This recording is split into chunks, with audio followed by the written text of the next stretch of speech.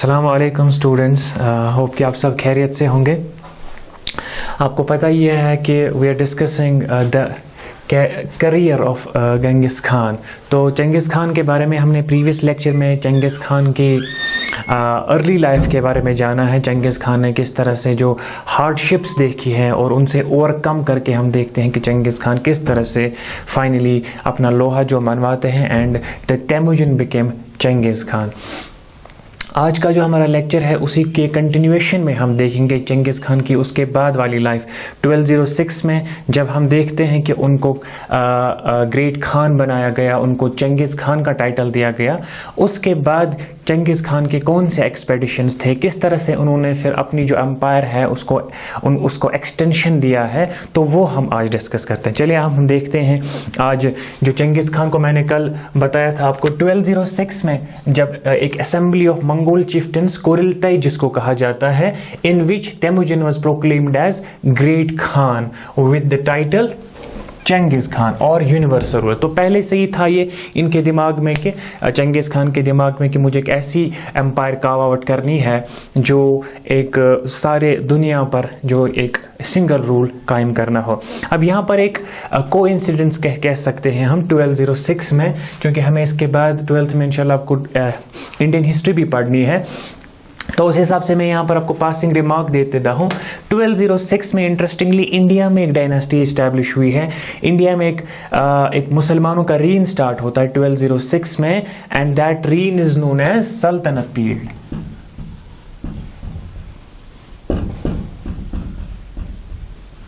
सल्तनत पीरियड जो है, सल्तनत पीरियड हम देखते हैं स्टार्ट होता है 1206 में, एंड इसमें 5 डायनेस्टीज मेजर आती हैं। सबसे पहले यहाँ पर हम देखते हैं स्लेव डायनेस्टी, जिसके फाउंडर या जिसके पहले रूलर हम कह सकते हैं कौन है, कुतुबुद्दीन ऐबक। स्लेव के बाद हम देखते हैं खिलजीज आते हैं, तुगलक्स के बाद सैयद के बाद लोदीज, और उसके बाद हम मुगल डायनास्टी का इंडिया में उसके बाद मुगल डायनास्टी का रीन स्टार्ट होता है। तो यहाँ पर जब चंगिज़ खान 1206 में हम देखते हैं उनको ग्रेट खान का या एक यूनिवर्सल रूलर का टाइटल दिया जाता है, उसी टाइम पे हम देखते हैं इंडिया में जो यहाँ पर रूल था उसका पावर शिफ्ट होता है फ्रॉम हिंदूज टू मुस्लिम्स। अब यहाँ हम देखते हैं कि चंगिज़ खान ने जब अब इसकी मिलिट्री स्ट्रैटेजी जो थी, अब ये उसको शोर पे ला रहा है, अब उसको सबके सामने दिखा रहा है। अब यहाँ पर हम देख रहे हैं कि चंगिज़ खान ने सबसे पहला काम जो किया है, Genghis Khan reorganize the Mongol people into more effective and disciplined military.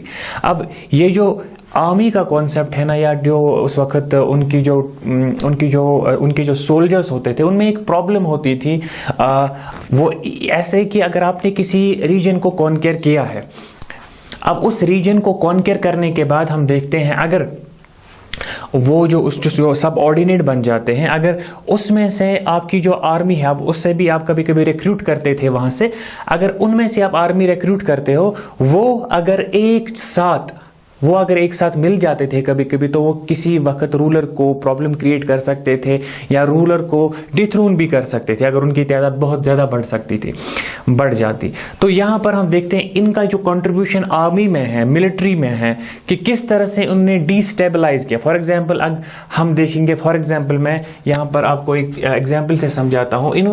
हमने देखा था कैराइट्स को सबड्यू किया है या तारतार्स को हराया है, या इसके साथ साथ दूसरे जो ट्राइब्स थे वो उनको डिफीट दी है।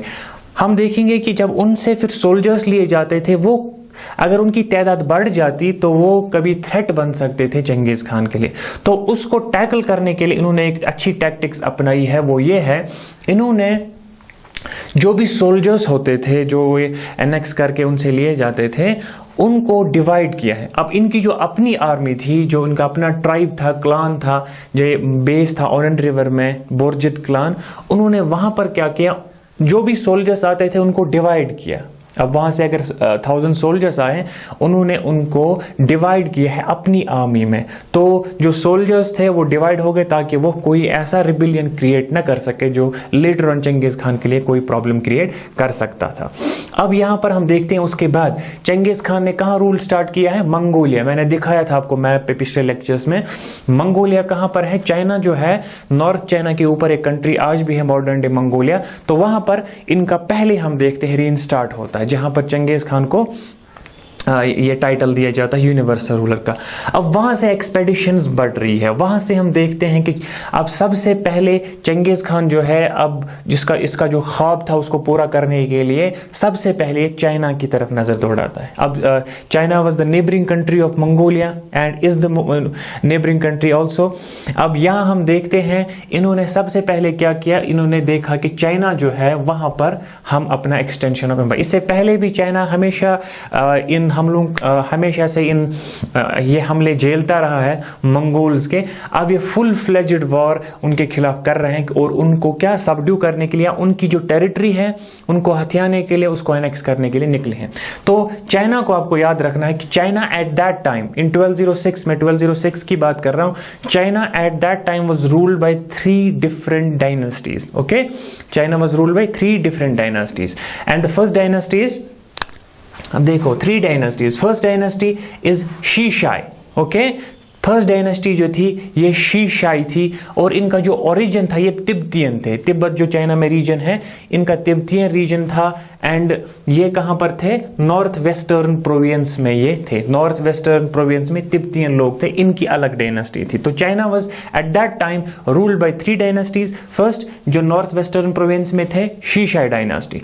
Second important dynasty at that time which was ruled north India, उसका नाम है Jin dynasty. Okay, this is the Jin dynasty ruled the north China. अब चाइना में हम देखते हैं कि उस वक्त उनकी कैपिटल जो थी ना चिन डायनेस्टी की, दैट वाज पेकिंग। ये जो मैं यहां पर लिखा है पेकिंग जो है, it was the capital of China at that time. और ये है पुराना नाम जो हम कह सकते हैं, it was the previous name या ओल्ड नेम ऑफ बीजिंग। जो आज बीजिंग चाइना की कैपिटल है, उसी को एंशिएंट में पेकिंग कहते थे। तो चिन डायनेस्टी यहां पर थी, नॉर्थ में रूल कर रही थी। Now in the southern China, southern part of China, it was ruled by another dynasty known as Shung dynasty. ठीक है, Shung dynasty ruling the South China. So ये जो है हम देख रहे हैं चाइना डिवाइडेड था और कोई यूनिवर्सल या कोई सेंट्रलाइज्ड पावर नहीं था, डिवाइडेड था चाइना यहाँ पर। अब इन्होंने इनके खिलाफ एक्सपेडिशन स्टार्ट किए, इन्होंने इनके खिलाफ, इनको सबड्यू करने के लिए, इनको हराने के लिए चंगेज खान ने अपनी आर्मी को जमा किया और आर्मी को जमा करने के बाद इन्होंने इनके खिलाफ एक्सपेडिशन स्टार्ट किए। अब सबसे पहले कौन है, सबसे पहले इन्होंने एक्सपेडिशन स्टार्ट किया शीशाई डायनेस्टी जो इनके साथ में ही पड़ती थी। तो शीशाई डायनेस्टी के खिलाफ सबसे पहला एक्सपेडिशन होता है 1209 में। अब 1209 में शीशाई डायनेस्टी, इनको हराया जाता, दे वर डिफीटेड। ठीक है, अब शीशाई डायनेस्टी जो थी उनको चंगेज खान हरा देते हैं और इनका जो है बहुत ज्यादा, मंगोल्स का ये है कि उनमें हर एक या कह सकते हैं जो भी मेल्स थे, ग्रोन अप थे, वो आर्मी में लिए जाते थे और उनकी तादाद जो है बहुत ज्यादा होती थी। एवं कि कभी कभी जब जाते थे चंगेज खान अपने साथ 1 लाख 1.5 लाख लोग, 1.5 लाख सोल्जर्स अपने साथ ले जाते थे और उनका जो बैकअप भी होता था वो भी रेडी रहता था, हमेशा उनके साथ रहता था। इस वजह से इनका जो फोर्स होता था। और दूसरी चीज जो यहाँ पर इंपॉर्टेंट है वो कि इनकी जो स्किल्स थी, आर्मी में स्किल्स, क्योंकि पहले लेक्चर में हमने जब ये डिस्कस किया था कि ये जो थे नोमैड्स थे और ये पेस्टोरलिज्म एंड हंटिंग गैदरिंग करते थे, इस वजह से they were always at war with each other. तो जब आप हमेशा वॉर पे रहते हो तो उस वजह से ये होता है कि आप हमेशा से स्किल्ड रहते हो, आप हमेशा से अपना जो हुनर है उसको बढ़ाते रहते हो। तो ये जो है हमेशा से आप जब ये स्किल्ड हो, हमेशा से आप जब लड़ाई कर रहे हो तो आप लड़ाई में महारत रखते हो। तो इस वजह से जब ये किसी टेरिटरी के खिलाफ जाते थे, एक तो उनकी तादाद जो है बहुत ज़्यादा होती थी, दूसरा इनके पास स्किल भी था, ये आर्चरी में बहुत अच्छा थे, ये घुड़ सवारी करते हुए हॉर्स राइडिंग में भी बहुत अच्छे थे और हॉर्स राइड करते हुए तीर लगाना, ये बहुत उसमें माहिर थे, ये भी इनके पास एक प्लस पॉइंट था। तो सबसे पहले इन्होंने किसको सबड्यू किया? दे सबड्यूड शीशा डायनास्टी, इनको हराया है। Later on we see, later on इन्होंने क्या किया? हाँ, एक और important great wall of China की रेफरेंस यहां पर भी आ गई।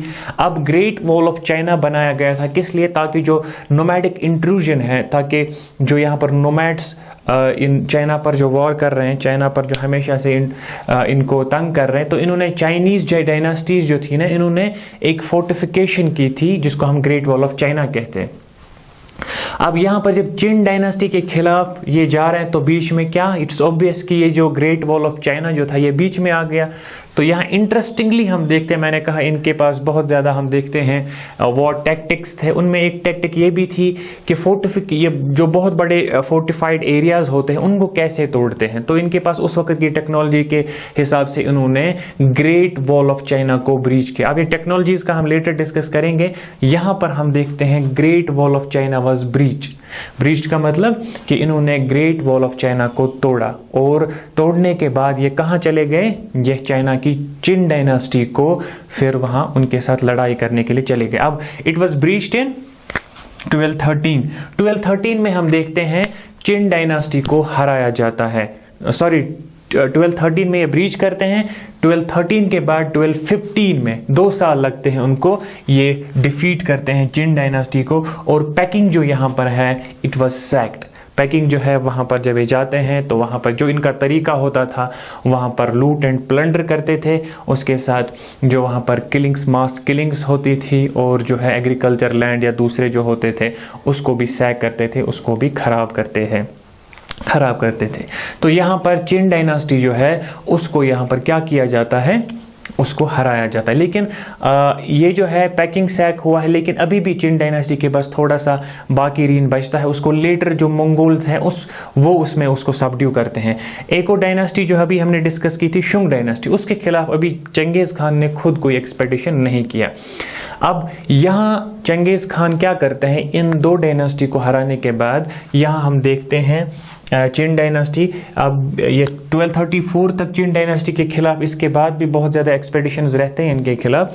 यहाँ चंगेज खान 1206 में, 1215 में जब पेकिंग सैक होता है, पेकिंग जो आज बीजिंग है, उसको जब ये हराते हैं, उसमें लूट एंड प्लंडर करते हैं, उसके बाद 1 साल के बाद ही जो चंगेज खान है, ही रिटर्न टू मंगोलियन होमलैंड। तो ये मंगोलिया में थे ना, बेसिक मंगोलियन ओरिजिन था इनका। He went back to Mongolia. अब मंगोलिया में जाने के बाद जो यहाँ पर अफेयर्स थे, लोकल अफेयर्स, जो इन्हें टेरिटरी शीशा डायनास्टी या चिन डायनास्टी का कुछ रीजन इन्हें कॉन्क्यर किया था, उसको ये अपने सब ऑर्डिनेट्स जो वहाँ पर उन्हें रखे थे उनके अंडर रखते हैं, और वो फर्दर एक्सपेडिशन चाइना में करते हैं। अब यहाँ पर वापस जा रहे हैं चंगेज खान, कहाँ से? चाइना से। अब चाइना से ये वापस जा रहे हैं कहाँ पर? मंगोलियन रीजन में। अब मंगोलिया से ये अपनी टेरिटरी को और ज़्यादा वास्ट करना चाहता था। अब यहाँ से इसने सोचा कि एक इम्पॉर्टेंट कंपोनेंट जो होता है, अगर आपको अपनी आपका कोई प्लान है अपनी टेरिटरी को एक्सपैंड करने का, तो उसमें एक इम्पॉर्टेंट कंपोनेंट होता है कि वो आपकी इकोनॉमी कैसी है, आपकी ट्रेजरी कैसी है, क्योंकि आपको अपने सोल्जर्स को पे भी करना है, आपको दूसरी चीज़ें भी देखनी है, आपको ये जो वेपन्स हैं, लेटेस्ट वेपन्स उस वक्त के, वो भी आपको चाहिए। तो इस वक्त उसके लिए आपको क्या चाहिए? रेगुलर चाहिए। तो गोल्ड उस वक्त का, या उस वक्त का जो रेवेन्यू उनको था, रेवेन्यू जनरेशन के लिए उनको बहुत ज़्यादा पैसे चाहिए थे। इस वजह से ये देखने के लिए उन्होंने अब दूसरे रीजन्स की तरफ देखना स्टार्ट किया। अब ये जो है चाइना का तो आप देख रहे हैं, अब चाइना के साथ अब ये इस तरफ जो हम सेंट्रल एशिया देख रहे हैं, वहां पर उस तरफ देख रहे हैं। अब सेंट्रल एशिया में कौन कौन सी सिटीज हैं? इंपॉर्टेंटली हम अभी देखें, खवारजिम एक वहां पर इंपॉर्टेंट एम्पायर थी, उसको हम देखेंगे। खवारजिम में सुल्तान मोहम्मद होते हैं, तो ये जो हम अब इसको हम देखेंगे। अब जो ये मैं अभी कह रहा था कि इनको रेवेन्यू चाहिए था अपनी आर्मी को स्टेबल रखने के लिए, उनको पे करने के लिए, तो उन्होंने उसके लिए ट्रेड का ऑप्शन अब ओपन किया। अब मंगोल्स इस टाइम पे, चंगेज खान खुद इस टाइम पे वो ट्रेड की तरफ देख रहा है। अब ट्रेड करने के लिए अभी यहाँ पर हम देख रहे हैं, यहाँ पर एक एम्पायर थी, उसको खवारजिम एम्पायर कहते थे। अब जब सेंट्रल इस्लामिक लैंड्स पढ़ रहे थे, उस वक्त हमने देखा कि जब अब्बासिड्स का डिक्लाइन हो जाता है, तो उसके बाद डिफरेंट सल्तनत इमर्ज हो रही है। तो उसी में से एक इंपॉर्टेंट एक अलग सा एक रीजन था जिसको हम एक रीजन में एक एम्पायर था जिसको हम ख्वारिज़्म एम्पायर कहते थे। अब उसमें इंपॉर्टेंट क्या है कि चंगेज़ खान ने उनके पास कुछ एनवॉयस भेजे इस मकसद के लिए ताकि हम ट्रेड कर सकें। तो ट्रेड के लिए चंगेज़ खान ने एक जो ख्वारिज़्म एम्पायर थी उसमें जो रूलर उस वक्त थे सुल्तान मोहम्मद थे उस वक्त उसके रूलर, तो उनके पास भी। तो पहले जो ख्वारिज़्म एम्पायर है उसके बारे में थोड़ा जानते हैं। ख्वारिज़्म एम्पायर जो है ये पर्शियनेट सुन्नी मुस्लिम डायनास्टी थी। पर्शियनेट सुन्नी, तो पर्शियन में जो है इसका ईरान में भी बेस था। पर्शियन सुन्नी मुस्लिम डायनास्टी थी। एट द सेम टाइम ये रूल कर रहे थे प्रेजेंट डे, जो आज प्रेजेंट डे हम देखते हैं सेंट्रल एशिया है, अफगानिस्तान है एंड ऑल्सो ईरान। तो इनका जो रीन है वो अराउंड 1077 से 1231 तक रहता है। तो ये जो है मुस्लिम डोमिनेटेड या रीजन में थी ये डायनेस्टी, और इसमें जो है ये पर्शियन सुन्नी डायनेस्टी थी। अब ये जो थे ट्रेड के लिए, ये Genghis Khan was looking for a trade relation with Sultan Muhammad. When he sent the missionaries और we can say envoys to his court, ये जो था Sultan Muhammad he was very apprehensive towards Mongols. इसको already हमने discuss किया कि उस वक्त जो मंगोल्स की इमेज जो थी यूरोपियंस के नज़दीक, या जो दूसरे उस वक्त क्रॉनिकलर थे जिनने लिखा था इनके बारे में, बहुत नेगेटिव इमेज इनकी पोर्ट्रे की थी। और इस वजह से जो सुल्तान मोहम्मद उस टाइम पे थे उनने सोचा एक प्लॉय हो सकता है, ये कोई ये चाल हो सकती है मेरी एम्पायर को गिराने के लिए। तो उन्होंने क्या किया, आउट ऑफ फ्रस्ट्रेशन हम कह सकते हैं, उन्होंने जो मंगोल एनवॉय आए थे 3 लगभग कहा जाता है, उन्होंने उनको तीनों को मार दिया। अब ये जो था ये चंगेज़ खान को पसंद नहीं था, और उस वक्त जो अगर कोई एनवॉय भेजा जाता था तो अगर उसको किल किया जाता था ये डिक्लेरेशन ऑफ वॉर था। तो इस वजह से आपने मंगोल्स को उनका जो सेंटिमेंट है या उनकी जो प्राइड है उनको हर्ट किया है, उनको इंसल्ट किया है उनके एनवॉयस को किल करके, तो आपने खुद दावत दी है डिस्ट्रक्शन को।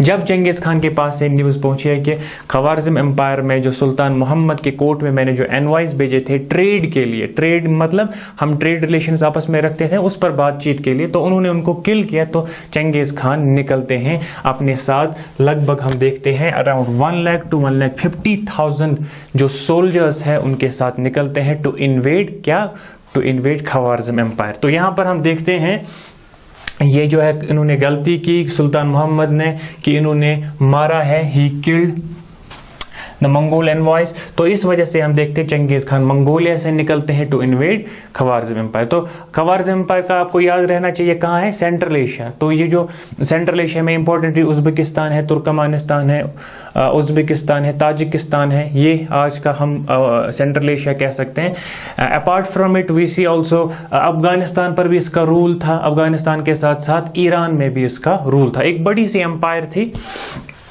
अब इनके खिलाफ चंगेज़ खान निकल रहे हैं कहां से, मंगोलिया से। अब वो चाइना से कहां की तरफ जा रहे हैं, अब यहां पर हम सेंट्रल इस्लामिक लैंड्स जो ऑलरेडी थे वहां पर उनकी तरफ जा रहे हैं। अब मुसलमान उसके रेज को देखे, इससे पहले चाइनीज ने उनके रेज को देखा था, उनके इस मास डिस्ट्रक्शन को देखा था।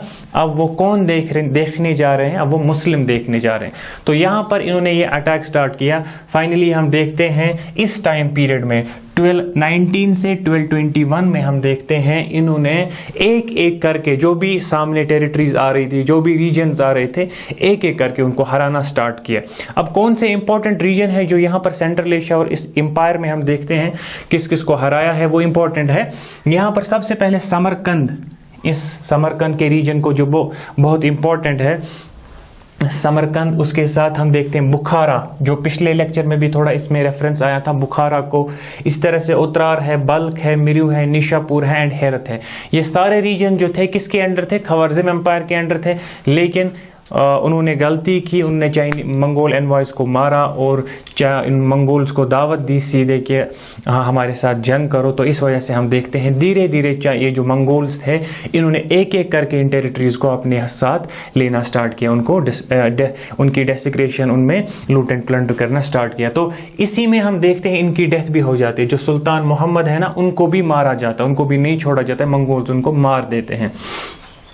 अब यहाँ पर हम देखते हैं इन मंगोल्स की एक टैक्टिक भी आपको याद रहनी चाहिए। कहा जाता है, कुछ क्रॉनिकल्स ने लिखा है, कुछ हिस्टोरियन ने इसको लिखा है कि मंगोल जब भी किसी टेरिटरी को एनेक्स करने के लिए जाते थे वो 3 ऑप्शन रखते थे। पहले पहले वो वाइट कलर के जो होते फ्लैग्स वो उस रीजन के बाहर अपने कैंप लगाते थे, और कैंप लगाने के बाद वहाँ पर वाइट फ्लैग्स लगाते थे, और उन वाइट फ्लैग्स का मतलब ये होता था कि आप सरेंडर करो, आपके साथ कुछ नहीं किया जाएगा, आप सरेंडर करो, आपको जाने दिया जाएगा, आपको ओवरलॉर्डशिप तस्लीम करनी चंगेज़ खान की। अब अगर वो रेजिस्ट करते थे तो उसके बाद हम देखते हैं क्या होता था। रेजिस्ट करने अगर वो नहीं मानते थे इस ऑप्शन को, फिर उसके बाद रेड फ्लैग्स लगाए जाते थे, और उन रेड फ्लैग्स का मतलब ये होता है कि अगर अब जो इस रीजन में जो भी मर्द हैं, इस रीजन में जो भी मेल्स हैं, उन सबको अब मारा जाएगा अगर आपने अब भी सरेंडर नहीं किया। अगर वो उसके बाद भी सरेंडर नहीं करते और उसके बाद भी हटडर्मी दिखाते तो उसके बाद ब्लैक फ्लैग्स लगाए जाते थे, जिसका मतलब ये होता है कि अब जो ये रीजन कॉन्कर होने जा रहा है इसमें कोई नहीं बचेगा, including main, women and children also. अब यहाँ पर हम देखते हैं इसका अमली इजहार भी हो रहा है यहाँ पर जब इन्होंने इन पे एक्सपेडिशन किया था। अब यहाँ पर एक इंटरेस्टिंगली एक चीज़ है, towns that resists were devastated. अब ये जो रेजिस्ट करते थे दैट वर डिवेस्टेटेड, एक एग्जाम्पल मिलती है हमें यहाँ पर जो है निशापुर की। अब निशापुर भी सेंट्रल एशिया में ही जगह है। अब निशापुर में क्या ऐसा इंटरेस्टिंग हुआ कि जो इसने अपनी, यहाँ पर हम इनके रेज को देखते हैं मंगोल्स के। निशापुर में ये हुआ था कि मंगोल्स में एक प्रिंस था जिनने चंगेज़ खान की बेटी से शादी की थी, वो एक प्रिंस था, वो भी इन एक्सपेडिशंस में उनके साथ था। अब एक्सपेडिशन में क्या होता है कि इन्होंने एक निशापुर में सीज की, उनको चारों तरफ से घेर लिया।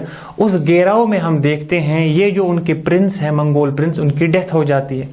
अब जब उनकी डेथ हो जाती है इसकी वजह से चंगेज़ खान बहुत ज़्यादा गुस्से में आ जाते हैं, क्योंकि रॉयल ब्लड जो है उसको बहाया गया है। तो इस वजह से चंगेज़ खान ऑर्डर देते हैं कि ये जो निशापुर की सिटी है, निशापुर का जो ये एरिया है, इस सब को यहाँ पर डेवेस्टेशन में लाया जाए, इस सब को यहाँ पर लूट एंड प्लंडर की जाए।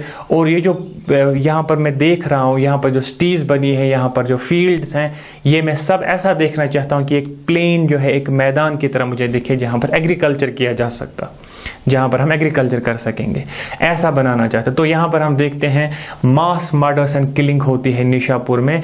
एक क्रॉनिकल के हिसाब से वो कहते हैं कि इवन कैट्स एंड डॉग्स जो थे उनको भी नहीं बख्शा गया, उन सब को भी मारा गया। एनिमल्स जो वहाँ पर निशापुर में थे उनको भी मारा गया।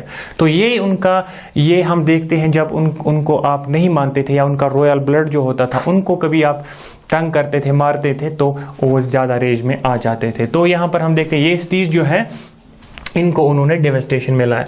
अब ये जो है ना estimated extent of Mongol destruction, इसका तो हम क्लियर कट आंसर नहीं दे सकते कि कितना एस्टिमेशन हुआ है, कितने इन्होंने क्या एग्जैक्ट फिगर है, लेकिन उस वक्त के जो क्रॉनिकलर्स हैं, ट्रैवलॉग्स जो लिखे गए हैं, उनमें हम देखते हैं थोड़ा एक रेफरेंस के हिसाब से, अपनी उनकी कैलकुलेशन के हिसाब से देखते हैं कि इन्होंने कितना खून बहाया, कितने लोगों को मारा है। अगर आप अपनी बुक पर देखोगे, आपकी बुक पर जो पेज नंबर 111 है, तो यहाँ पर ये estimated extent of Mongol destruction लिखा है। तो वहाँ पर देखोगे आप कि इन्होंने यहाँ पर निशापुर में जब उसको कैप्चर किया 1220 में, यहाँ लिखा है कि इन्होंने 17,47,000 जो लोग थे उनको मारा है। उस एक एक्सपेडिशन में 17 लाख जो है उनको मारा है। उसके साथ साथ आप देखो हेरत में जब 1222 में उसको एनेक्स किया, और 16 lakh people were killed in Herat. And at Baghdad, जब बगदाद सैक हुआ, जो हमने देखा था पिछले जब हम सेंट्रल इस्लामिक लैंड्स में पढ़ रहे थे, 1258 में बगदाद को सैक किया गया था। 8 lakh people where killed eight that time. और इसी तरह से नासा है 70,000, बैहाक 70,000, और ये सारे हम देखते हैं ये इतना मास डिस्ट्रक्शन हुआ है, इतनी किलिंग्स हुई हैं। अब ये इस फिगर पर कैसे पहुंचे, जो क्रॉनिकलर्स उस टाइम के हैं इस फिगर पर कैसे पहुंचे। अब एक रेफरेंस यहाँ हमें मिलती है जुवानी की, जो उस वक्त के क्रॉनिकलर है, उस वक्त के पर्शियन क्रॉनिकल है। उन्होंने लिखा है कि यहाँ हम मिरु, जो मैंने यहाँ पर लिखाया था कि मिरु जो है, ये जो है इस रीजन को जब कॉन्कर किया गया था, वहां पर जो लोग मरे थे around 13 lakh people were killed. अब वो कहते हैं कि हम इस फिगर पर कैसे पहुंचे कि 13 लाख पीपल वर किल्ड। वो कहते हैं कि हर एक दिन 1 lakh dead bodies were counted, हर एक दिन 1 लाख जो है डेड बॉडीज को काउंट किया जाता था। अब ये जो काउंट करने की तादाद है, हमें लगभग 13 डेज लगे हैं इन सब डेड बॉडीज को काउंट करने में। तो हर एक दिन में 1 लाख होते थे, तो 13 लाख बॉडीज वेर काउंटेड। तो 13 लाख जो है लोग मारे गए थे। तो इस तरह से ये इस फिगर पे पहुंचे हैं। तो ये हम देखते हैं कि इनका जो है डेवस्टेशन और इनका जो है तरीका कैसा था मंगोल्स का। तो ये चंगेज खान के कैरियर के बारे में हमने देखा इस लेक्चर में। इंशाल्लाह हम आगे भी देखेंगे थोड़ा, जो हम इसके बाद देखें दूसरे रीजन्स में, इसके बाद चंगेज खान के बाद उसकी डेथ के बाद उसके जो बेटे होते हैं वो कैसे फिर उसके एक्सटेंशन ऑफ एम्पायर करते हैं। आई होप कि आपको ये इजी लगा होगा। किसी जगह आपको कंफ्यूजन, कोई क्लैरिफिकेशन और चाहिए, you can ask in the comment section. हम इंशाल्लाह नेक्स्ट लेक्चर में उसको डिस्कस करेंगे। Hope you enjoy the session. इंशाल्लाह will meet in the next lecture. Till then stay safe. Thank you so